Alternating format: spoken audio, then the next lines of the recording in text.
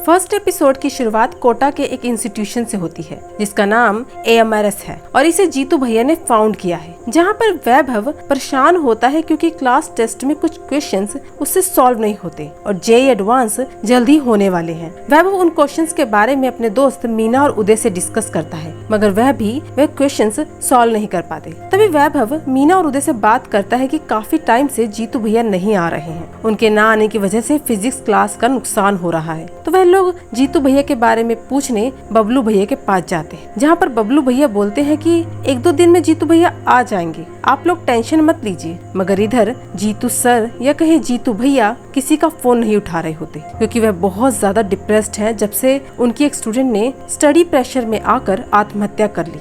जीतू भैया बस सारा दिन अपने कमरे में पड़े रहते हैं। उनकी घर की एक दीवार में काफी सिलन हो गई है, घर पूरी तरह गंदा पड़ा होता है, मगर जीतू भैया बस यही सोचते रहते हैं कि कैसे कोटा शहर स्टूडेंट्स के सुसाइड के लिए मशहूर होता जा रहा है। तभी जीतू को लगातार ध्रुव फोन करता रहता है। ध्रुव ने जीतू को कुछ पैसे भी दिए थे, मगर ध्रुव पैसों के लिए जीतू को फोन नहीं कर रहा होता, बल्कि ध्रुव का चाचा अपने बेटे को कोटा भेजना चाहता है। ध्रुव जीतू का इंस्टीट्यूशन AMRS सजेस्ट करता है क्योंकि वह अपने चाचा से बोलता है कि जीतू भैया के पढ़ाए फिजिक्स के कंसेप्ट हो या लाइफ के, बच्चा कभी नहीं भूलता। यह सब ध्रुव जीतू को बताकर फोन कट कर देता है। तभी जीतू भैया को मीना का मैसेज आता है, जहाँ पर वह पूछता है कि भैया आज भी नहीं आओगे क्या इंस्टीट्यूशन। ध्रुव की बातें सुनकर और लगातार बच्चों के मैसेज पढ़कर वह AMRS में वापस आ जाता है, जहाँ पर सभी लोग उसका वेलकम करते हैं। स्टूडेंट्स भी काफी खुश होते हैं। जीतू भैया अपनी फिजिक्स की क्लास लेते हैं और कुछ कंसेप्ट को आसान तरीके से समझाते हैं। तभी चलती क्लास में वैभव, उदय और मीना आपस में बात कर रहे होते हैं कि मिंकू भैया कोटा कब आ रहे हैं। वैभव का कजन मिंकू कोटा आ रहा होता है और वह IPL में सिलेक्ट होने की तैयारी कर रहा है, इसलिए तीनों जने मिंकू से मिलने के लिए काफी एक्साइटेड होते हैं। उन्हें बातें करते देख जीतू भैया वैभव को थोड़ा ज्यादा डांट देते हैं। जीतू भैया अभी भी मेंटली स्टेबल नहीं है, मगर वह कोशिश कर रहे हैं। इधर वैभव, उदय और मीना मिंकू भैया का वेलकम करते हैं। मिंकू वैभव के रूम में रुकता है। तभी उदय मिंकू का इंस्टाग्राम चेक करता है, जिसमें मिंकू की फोटो विराट कोहली के साथ होती है। यह देखकर उदय और मीना और एक्साइटेड हो जाते हैं। वैभव उदय और मीना को घर वापस भेज देता है कि मिंकू भैया के साथ मस्ती करने 3 घंटे बाद आना, अभी उन्हें आराम करने दो। पूजा मैम टेम्पररी तौर पर AMRS में केमिस्ट्री पढ़ाते। सभी बच्चे पूजा मैम की क्लासेस काफी एंजॉय करते हैं। बबलू जीतू भैया से बोलता है कि पूजा मैम से बात करिए ना कि वह कोटा में ही परमानेंट हो जाए, क्योंकि पूजा मैम जयपुर में पढ़ाती हैं। इधर उदय और मीना सभी अपनी फीमेल फ्रेंड्स को बुलाते हैं। सभी लोग मिंकू भैया की तारीफ करते नहीं थकते। तभी सभी लोग नीचे गली पर क्रिकेट खेलने चले जाते हैं, मगर वैभव नहीं जाता। वह बोलता है कि उसे पढ़ाई करनी है। सभी लोग नीचे क्रिकेट खेल रहे होते हैं और वैभव किताब पढ़ते पढ़ते उन्हें मस्ती करते देखता रहता है। वैभव की गर्लफ्रेंड वत्तिका वैभव को इशारे करके नीचे बुलाती है, मगर वह हर बार मना कर देता है। मिंकू की तारीफ होते देख वैभव हल्का हल्के जलने लगता है। अगले दिन वैभव और वर्तिका साथ में पढ़ाई कर रहे होते हैं, जहाँ पर वर्तिका बोलती है कि वैभव तुम हमेशा मेरे फोन के वॉलपेपर पर रहोगे। यह सुनकर वैभव मुस्कुराने लगता है। इधर पूजा मैम एश्योर करती हैं जीतू भैया से कि वह यह सेशन पूरा लेकर ही जाएंगी, तो चिंता ना करे। तभी शाम को वैभव को उसकी मॉम का कॉल आता है, जहाँ पर वह बताती है कि मिंकू भैया IPL में सिलेक्ट हो गए हैं क्योंकि उन्होंने ट्रायल दिए थे। यह सुनकर वैभव थोड़ा भड़क जाता है क्योंकि हर कोई सिर्फ मिंकू भैया को कांग्रेचुलेट कर रहा होता है। अगले दिन इंस्टीट्यूशन में उदय और मीना वैभव से मिंकू भैया के सिलेक्ट होने की पार्टी मांगते हैं, मगर वैभव गुस्सा करता है और बोलता है कि सिलेक्शन मेरा नहीं हुआ है जो मैं पार्टी दूं, ठीक है, जिसका हुआ है उससे ले लो पार्टी। इनकी बातें जीतू भैया सुन लेते हैं। जीतू भैया उन्हें अपने ऑफिस बुलाते हैं, जहाँ पर वैभव एक्सेप्ट करता है कि वह मिंकू से जल रहा है क्योंकि उसका सिलेक्शन हो गया है और उसकी लाइफ सेट हो गई है, मगर मेरा अभी कुछ पता नहीं जिंदगी में क्या होगा। जीतू भैया समझाते हैं कि कहीं तुम लोग यह तो नहीं सोच रहे ना कि मिंकू की जर्नी इजी थी। जर्नी सबकी टफ है। JEE एडवांस में तो 11 से 12 लाख बच्चे एग्जाम्स में बैठते हैं, मगर क्रिकेट तो हर गली में खेला जाता है, तो उसका कंपटीशन कितना टफ होगा। उसकी जर्नी में भी कुछ ऐसे दिन होंगे जहाँ पर वो भी निराश हुआ होगा, मगर वह हिम्मत नहीं हारा, तो वह आखिर में जीत गए। फाइनली वैभव जीतू भैया की बात समझ जाता है। जीतू भैया अपने थेरेपिस्ट से मिलकर सेशन बंद करवा देते हैं, यह कहकर कि उन्हें इन सेशंस की अब जरूरत नहीं है। इधर वैभव भी मिंकू भैया को कांग्रेचुलेशन बोलता है। आखिर में जीतू भैया सीलन वाली दीवार सही करवा लेते हैं और घर की सफाई भी करवाते हैं। कहानी की शुरुआत जीतू भैया की क्लास से शुरू होती है, जहाँ पर जीतू भैया करंट इलेक्ट्रिसिटी चैप्टर के क्वेश्चन आंसर सॉल्व करा रहे होते हैं। तभी जीतू भैया कहते हैं कि संडे शाम वाली एक्स्ट्रा क्लास अब से संडे सुबह 10 बजे लगेगी। तभी उदय मजाक करते हुए कहता है कि क्यों भैया शाम को डेट पर जा रहे हो क्या? मगर यह सुनकर जीतू भैया क्लास खत्म होने पर गुस्से में वहाँ से चले जाते हैं। जीतू भैया के जाने के बाद वैभव कहता है कि पता नहीं भैया को क्या हो गया है, आजकल मजाक को भी सीरियस लेने लगे हैं। उसके बाद वैभव वर्तिका के पास जाता है, जो थोड़ी परेशान लग रही होती है। वर्तिका कहती है कि ये क्वेश्चन सॉल्व नहीं हो रहा है। तब वैभव वह क्वेश्चन सॉल्व करता है, मगर साथ में यह भी कहता है कि ऐसे सिंपल क्वेश्चंस देखने से सॉल्व हो जाते हैं, बस थोड़ा सा ध्यान देना होता है। मगर यह बात वर्तिका को थोड़ा छोटा फील कराती है। इधर मीना को अपने मकान मालिक से डांट पड़ती है किराया टाइम से ना देने पर। मीना रात में उदय के घर जाता है, जहाँ पर उदय अपनी गर्लफ्रेंड शिवांगी के साथ होता है। वहाँ पहुंचकर मीना थोड़ा हिचकिचाते हुए पूछता है कि खाना है उदय जी? तब शिवांगी मीना के लिए एक बाउल मैगी बनाती है। मीना मैगी थोड़ी जल्दी खाता है, जिसे देखकर शिवांगी समझ जाती है कि मीना को पैसों की दिक्कत है, क्योंकि शिवांगी को रेंट वाली बात पता होती है। तब शिवांगी के कहने पर उदय मीना को कहता है कि अगर पैसों की दिक्कत हो तो बताना।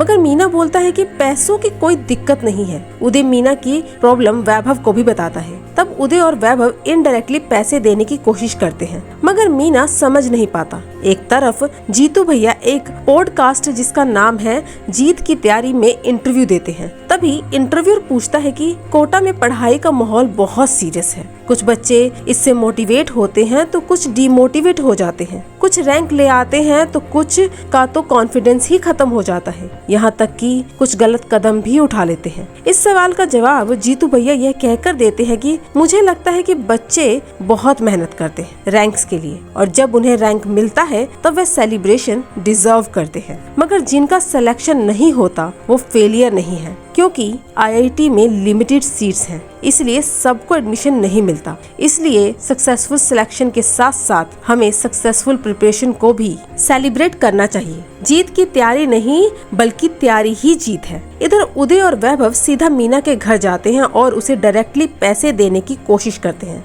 मगर मीना कहता है मैं यह पैसे नहीं ले सकता, क्योंकि कुछ पता नहीं घर से पैसा कम आएगा, और अगर मैंने पैसे ले लिए तो मेरा आत्म सम्मान कम हो जाएगा, क्योंकि मैं पैसे दे पाऊँ या ना दे पाऊँ कुछ पता नहीं है। मगर उदय कहता है भाइयों में पैसे वापस करने की जरूरत नहीं है। फिर भी मीना पैसे लेने से मना कर देता है। यह सुनकर उदय और वैभव उस पर पैसे लेने के लिए जोर नहीं डालते। अगले दिन उदय मीना को राजेश भैया से मिलाता है, जो गेमिंग स्टोर चलाते हैं। उदय कहता है कि तुम्हें राजेश भैया के बेटे चिंटू को 1 घंटा पढ़ाना है, इससे तुम्हारा आत्म सम्मान भी बच जाएगा और साथ में पैसे की दिक्कत खत्म हो जाएगी। चिंटू भी मीना से रिक्वेस्ट करता है। फाइनली मीना ट्यूशन देने के लिए तैयार हो जाता है। एक दिन उदय और वैभव लाइब्रेरी जाते हैं, जहाँ पर वैभव वर्तिका को वैशाली के साथ देखता है। वर्तिका और वैशाली मैग्नेटिज्म का चैप्टर पढ़ रही होती हैं। वैभव को इसलिए बुरा लगता है क्योंकि वर्तिका ने वैभव से कहा था कि वह इस हफ्ते मैग्नेटिज्म का चैप्टर नहीं पढ़ेगी। जीतू भैया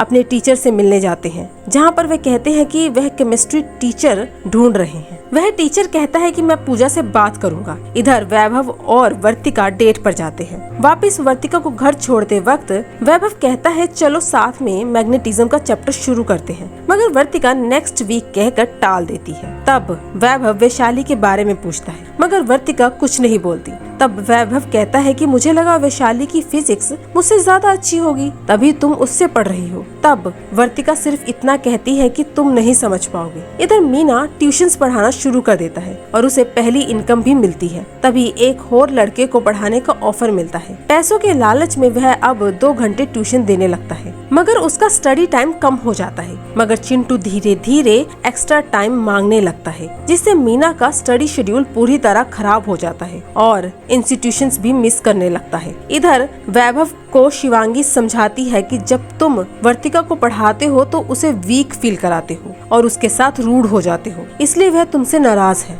वैभव वर्तिका से माफी मांगता है। फाइनली दोनों में सुलह हो जाती है, मगर वर्तिका कहती है कि पढ़ाई अलग अलग करे तो बेहतर है, मगर हम हमेशा साथ रहेंगे। इधर चिंटू मीना को कॉल करता है और कहता है कि अगर मुझे एक साथ 2 लड़कियां पसंद आ जाए तो मुझे क्या करना चाहिए। मीना A+ स्टूडेंट है। वह सीधा जीतू भैया के पास जाता है और चिंटू की प्रॉब्लम बताता है। तब जीतू भैया को पता लगता है कि मीना ट्यूशन दे रहा है। जीतू भैया उदय और वैभव को भी ऑफिस पे बुलाते हैं, जहाँ पर वह मीना को समझाता है कि इस वक्त ट्यूशन देने पर नहीं, अपनी पढ़ाई पर ध्यान दीजिए, क्योंकि यह मौके बार बार नहीं मिलते। जहाँ तक आत्म सम्मान की बात है, वह पैसे लेने से कम नहीं होगी, ठीक है? और पैसे मैं तेरे अकाउंट में डाल दूंगा। और चिंटू को कहो लड़कियों पर नहीं, पढ़ाई पर ध्यान दे। फाइनली मीना ट्यूशन छोड़कर अपनी स्टडी पर ध्यान देना शुरू करता है। तभी 2 स्टूडेंट्स आते हैं ऑफिस में जो कहते हैं कि हमें मैथ्स समझ नहीं आ रहा। तब गगन सर कुछ फिजिक्स के चैप्टर के बारे में पूछते हैं। तब वे कहते हैं कि उन्हें फिजिक्स भी समझ नहीं आ रही। गगन सर मैथ्स पढ़ाते हैं। स्टूडेंट्स को वापस भेजने के बाद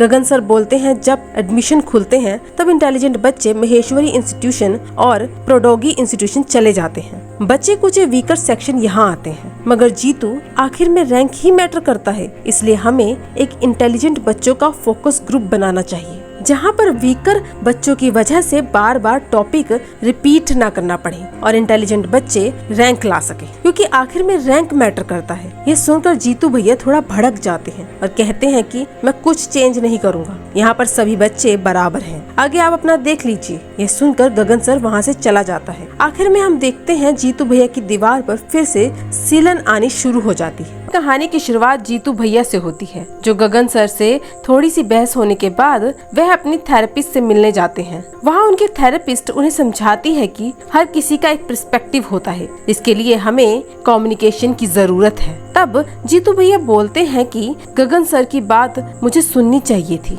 मगर बच्चों को मैं जो बोलता हूँ वो लोग वही करते हैं, जितना बोलता हूँ उतना करते हैं। उन्हें लगता है जीतू भैया आएंगे और उनकी सारी प्रॉब्लम सॉल्व कर देंगे। तभी थेरेपिस्ट पूछती है कि जीतू भैया क्यों, जीतू सर क्यों नहीं? तब जीतू भैया इस सवाल का जवाब यह कहकर देते हैं कि क्योंकि इन बच्चों की जिम्मेदारी जीतू सर नहीं उठा पाएंगे, क्योंकि यह लोग सिर्फ जेईई एस्पिरेंट नहीं है, बल्कि 16-17 साल के बच्चे हैं जो हर चीज को सीरियस लेते हैं। यह बच्चे कोटा में फैमिली से दूर रहते हैं, इसलिए इनकी प्रॉब्लम्स सिर्फ जीतू भैया ही सॉल्व कर सकते हैं। तब थेरेपिस्ट बोलती है, जीतू तुम स्टूडेंट से इतने अटैच हो जाते हो कि उनकी प्रॉब्लम्स को तुम अपनी प्रॉब्लम समझ बैठते हो। यह तुम्हारी हेल्थ के लिए सही नहीं है। रिस्पॉन्सिबल रहो मगर अटैच ना रहो। बच्चों को सही राय देने के लिए अटैच होने की जरूरत नहीं है। इधर वैभव और मीना और जोर से उदय के रूम में स्टडी कर रहे होते हैं। तभी वहाँ पर उदय की गर्लफ्रेंड शिवांगी आती है, जो बताती है कि नीट वालों की टेस्ट सीरीज शुरू हो गई है। शिवांगी नीट की तैयारी कर रही है। तब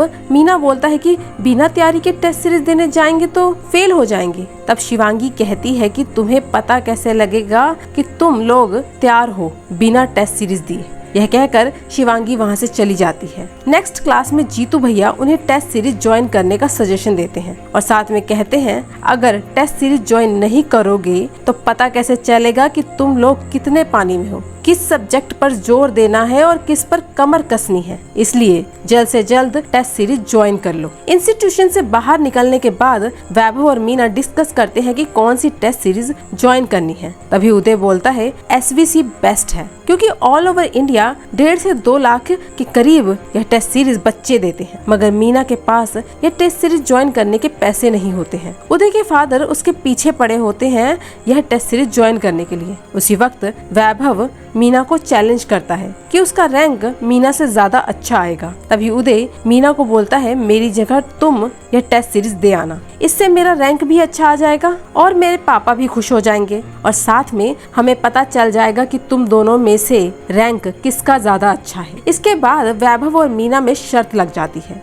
गगन सर अभी भी जीतू भैया से बात नहीं कर रहे होते। तब पूजा मैम कहती है जीतू भैया आप कैजुअली बात शुरू कीजिए और असली मुद्दा सोचने वाला यह है कि अगले साल यहाँ पर केमिस्ट्री कौन पढ़ाएगा। इसके बाद जीतू भैया गगन सर से बात करने जा ही रहे होते हैं, तभी एक रोहित नाम का स्टूडेंट जीतू भैया से छुट्टी मांगता है ताकि अपनी बीमार दादी से मिल सके। जीतू भैया उसे छुट्टी अलाउ कर देते हैं और ट्रेन की टिकट के पैसे भी दे देते हैं। टेस्ट देने के बाद शिवांगी उदय के साथ घर जाती है और रास्ते में बताती है कि बायो कितनी कंफ्यूजिंग है। इधर जीतू भैया फाइनली गगन सर के घर जाते हैं, जहाँ पर फाइनली दोनों में बात शुरू हो जाती है। साथ में जीतू भैया गगन सर के सामने अपनी गलती महसूस करते हैं। इसके बाद SVC का पहला टेस्ट देने वैभव और मीना जाते हैं, मगर मीना उदय बनकर जाता है। पहली टेस्ट सीरीज में मीना का रैंक ऊपर आता है, दूसरी टेस्ट में वैभव का रैंक ऊपर आता है। इसी तरह टोटल 6 टेस्ट होते हैं, जिसमें मीना के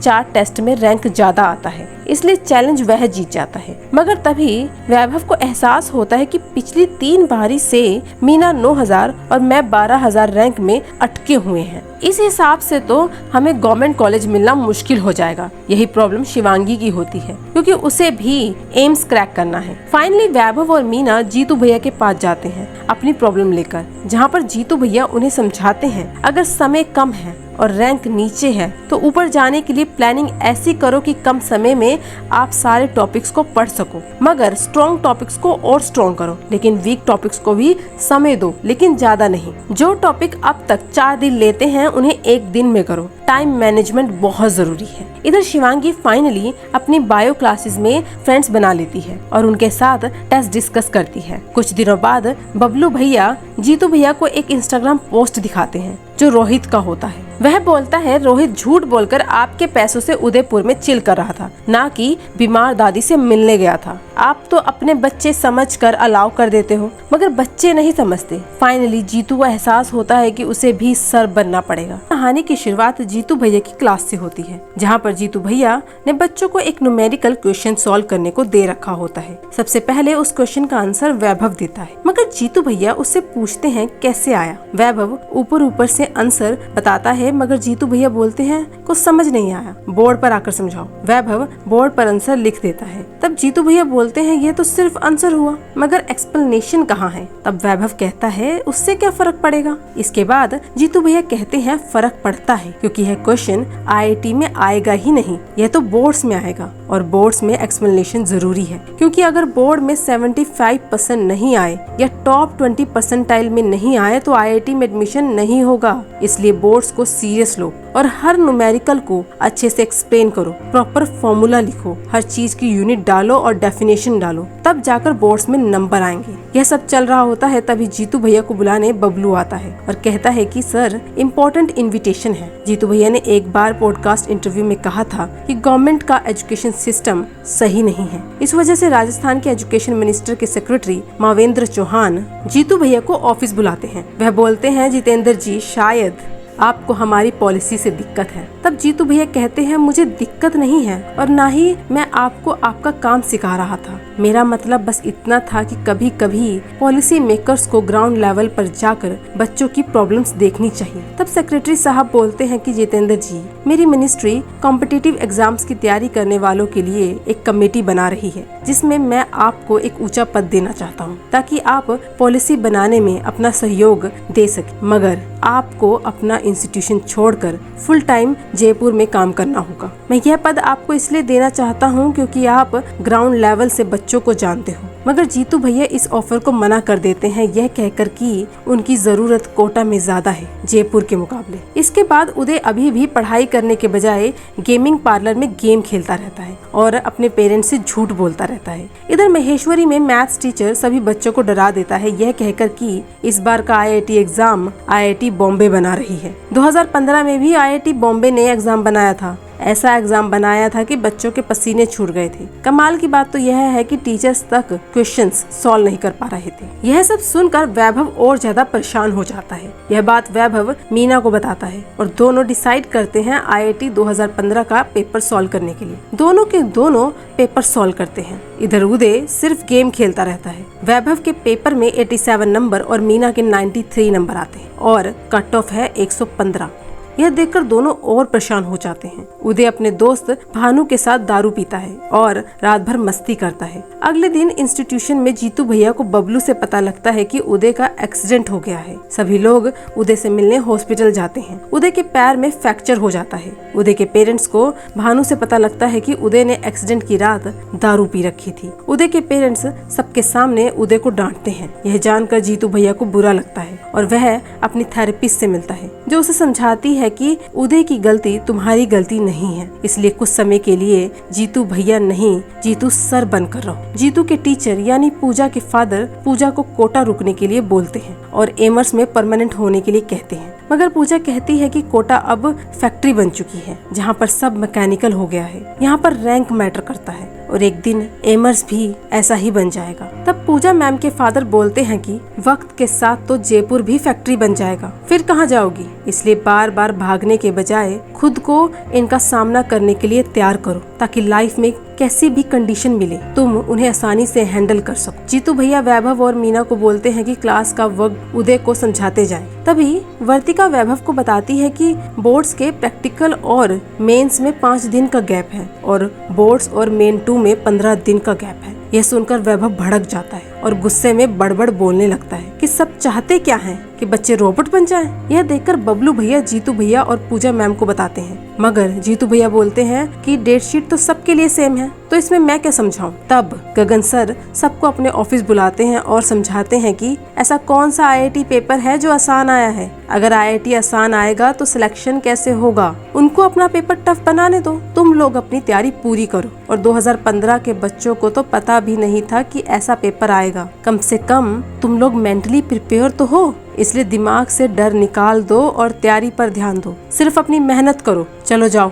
इधर उदय सबको बताता है कि उसके पेरेंट्स उसे उदयपुर यानी घर ले जा रहे हैं। मैंने उन्हें समझाया मगर वह मान नहीं रहे हैं। मीना फोन करके जीतू भैया को यह बात बताता है। उस वक्त जीतू भैया पूजा मैम के साथ होते हैं, इसलिए दोनों हॉस्पिटल आते हैं, जहाँ पर उदय की मॉम जीतू भैया से बोलती है कि उदय हमेशा आपके बारे में फोन पर बात करता रहता है, मगर हमारा तो एक ही बेटा है ना, आपके पास तो बहुत स्टूडेंट्स हैं, आपको क्या फर्क पड़ेगा अगर इसको कुछ हो गया। यह सुनकर जीतू भैया भड़क जाते हैं और कहते हैं कि आपने सही कहा, आप ले जाइए इसे यहाँ से। यह कहकर जीतू भैया वहाँ से चला जाता है। तब पूजा मैम जीतू को वापस उदय के पास लाती है, जहाँ पर पूजा मैम उदय की मॉम से बोलती है, क्या उदयपुर में गेमिंग पार्लर नहीं है या दारू नहीं है? आप कब तक अपने बच्चे पर ध्यान रख पाएंगी और उसे कहाँ तक गलत संगत से बचाएंगी? हम बच्चों को कंट्रोल नहीं कर सकते, मगर हाँ उन्हें जीवन की इम्पोर्टेंस और वैल्यूज सिखा जरूर सकते हैं, इसलिए यह वैल्यूज उदय कोटा में रहकर भी सीख सकता है। तभी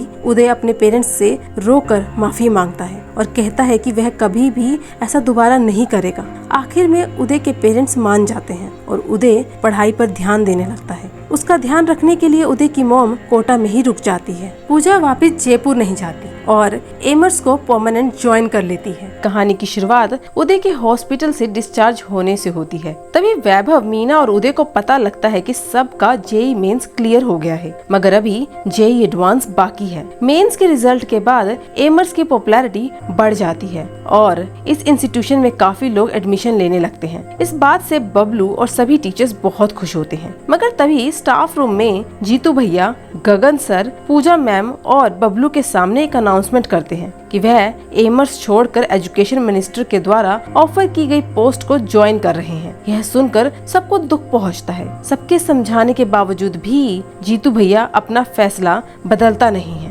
इसके बाद सभी टीचर्स बच्चों को कंग्रेचुलेट करने क्लासरूम में जाते हैं। फिर पूजा मैम बच्चों के सामने बोलती है, अभी पढ़ाई में पकड़ जारी रखनी है क्योंकि अभी एडवांस बाकी है। मुझे यकीन है तुम लोग एडवांस में भी कमाल की परफॉर्मेंस दोगे। बच्चे मेंस के रिजल्ट से काफी खुश होते हैं। शिवांगी अपने नीट का एग्जाम देने के बाद सबको गुड बाय कहकर अपने होम टाउन यानी अपने पापा के साथ घर लौट जाती है। इधर उदय, वैभव, मीना, वर्तिका, मीनल और सभी बच्चे अपनी तैयारी पूरी मेहनत से कर रहे होते हैं। एग्जाम के एक रात पहले वैभव वर्तिका को फोन करके कुछ छोटी मोटी बातें करता है और वैभव की मम्मी उसे फोन से ऑल द बेस्ट बोलती है। जेईई एडवांस के एग्जाम के दिन मीना और उदय साथ में सेंटर के लिए निकलते हैं, मगर वैभव लेट उठता है क्योंकि उसे रात भर नींद ही नहीं आती है। उदय और मीना और बाकी बच्चे सेंटर बीआर मित्तल कॉलेज पहुँच जाते हैं, मगर वैभव कंफ्यूज हो जाता है बीआर मित्तल कॉलेज और स्कूल में इसलिए वह कॉलेज पहुंचने के बजाय स्कूल पहुंचता है जहां पर कोई नहीं होता, बस बॉडीगार्ड होता है। वह बॉडीगार्ड बताता है कि यह स्कूल है और कॉलेज यहाँ से 26 मिनट और दूर है। यह सुनकर वैभव घबरा जाता है क्योंकि जिस एग्जाम के लिए इतना इंतजार किया कहीं वह छूट ना जाए। इधर जीतू भैया, पूजा मैम और गगन सर PR मित्तल कॉलेज में पहुंचे बच्चों को मोटिवेट करते हैं और कहते हैं एग्जाम शांत दिमाग से देना, हड़बड़ाना मत। इधर सभी बच्चे अंदर जाने लगते हैं मगर वैभव उधर कोई वाहन ढूंढ रहा होता है जिसके जरिए वह कॉलेज जल्दी पहुंच सके। तभी वैभव की मदद एक स्कूटर वाला अंकल करता है जो उसे कॉलेज पहुंचाने में कामयाब रहता है। जीतू सर ने बॉडीगार्ड को गेट बंद करने से रोक रखा होता है। वैभव कॉलेज के अंदर समय से जाता है और फिर सभी बच्चे का एग्जाम शुरू हो जाता है। एग्जाम देने के बाद सभी लोग एमर्स जाते हैं जहाँ पर उदय, वैभव और मीना को पता लगता है कि जीतू भैया अब एमर्स छोड़कर जयपुर जा रहे हैं। यह सुनकर वह तीनों बहुत दुखी होते हैं मगर जीतू भैया उन्हें समझाते हैं कि वक्त के साथ बदलाव आना जरूरी है। फिर कुछ दिन बाद आता है रिजल्ट का दिन। रिजल्ट वाले दिन शिवांगी भी कोटा आती है। सभी लोग बहुत खुश होते हैं मगर जब रिजल्ट चेक करते हैं तब उदय का एडवांस क्लियर नहीं होता है मगर इस बात पर उदय अपना मूड खराब नहीं करता। फिर वर्तिका का रिजल्ट चेक करते हैं। वह 7867 रैंक के साथ पास हो जाती है। मीनल का रैंक 154 आता है। मीना का रैंक 3679 आता है और वह प्रोटोजी इंस्टीट्यूशन रैली में चला जाता है जश्न में शामिल होने। मीना यह खुशखबरी अपनी मम्मी को देता है। जश्न में एंजॉय कर रहा मीना को फोन आता है और पता लगता है कि वैभव का पेपर क्लियर नहीं हुआ है। वह भागते भागते वापस वैभव के पास जाता है। इसके बाद वैभव अपने रूम चला जाता है और किसी का फोन भी नहीं उठाता। तभी जीतू भैया उसके रूम आते हैं और वैभव के गले लगते हैं मगर वैभव जीतू भैया को देखकर फूट फूट कर रोने लगता है। इसके बाद जीतू भैया उसे समझाते हैं और उसे एक बार फिर से कोशिश करने को कहते हैं। कुछ दिनों बाद आखिर में जीतू भैया को सभी बच्चे गुड बाय करने आते हैं और याद करते हैं कैसे जीतू भैया ने उनकी जिंदगी बदल दी। इधर वैभव एक बार फिर एमर्स में एडमिशन लेता है। दोनों एक दूसरे से रास्ते में मिलते हैं मगर जीतू भैया और वैभव का रास्ता अलग अलग हो जाता है। फाइनली जीतू भैया अब बच्चों के साथ पर्सनली इन्वॉल्व नहीं होंगे। इसमें 5 एपिसोड थे। हमने सारे एपिसोड्स को एक्सप्लेन किया है। इसी तरह की एक्सप्लेनेशन वीडियो के लिए चैनल को लाइक, शेयर, सब्सक्राइब करना ना भूलें। Thank you.